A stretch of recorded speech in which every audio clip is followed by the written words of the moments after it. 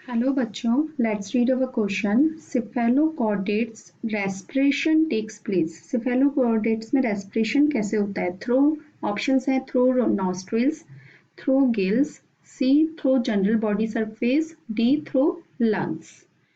तो आपका जो की कंसेप्ट है वो होगा respiration in cephalochordates.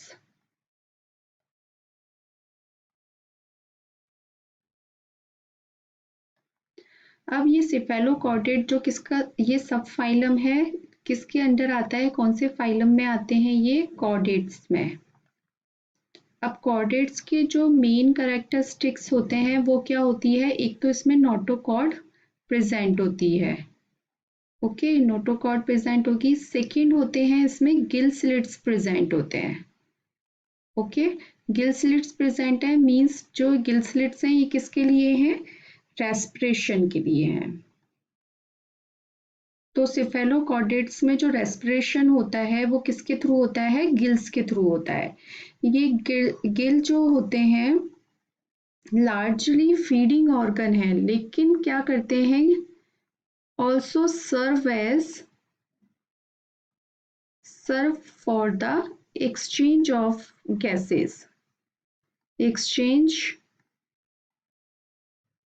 Of gases, exchange of gases का जो प्रोसेस होता है उसी को क्या बोलते हैं? रेस्पिरेशन बोलते हैं। तो क्या होता है इसमें? After water has pass through gill slits, water has passed through gill slits, कहाँ जाता है वो? एट्रियम में जाता है। उसके बाद वो एग्जिट कर देता है, कहाँ से? एग्जिट फ्रॉम एट्रीपोर,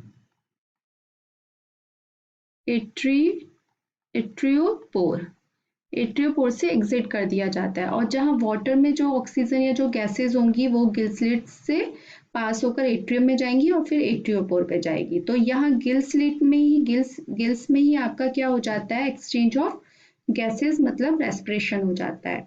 तो हम अब अपने ऑप्शंस देख लेते हैं। थ्रू नॉस्ट्रिल्स नहीं, थ्रू गिल्स ये आपका बिल्कुल करेक्ट आंसर है। Through general body surface no, through lungs ये मैमल्स में होता है तो ये भी आपका रॉन्ग आंसर है। सिफेलोकॉर्डेट्स में किसके थ्रू होता है? गिल्स के थ्रू। तो आपका जो आंसर बनता है option B through gills. I hope आपको ये आंसर समझ में आया होगा। Thank you so much, all the best.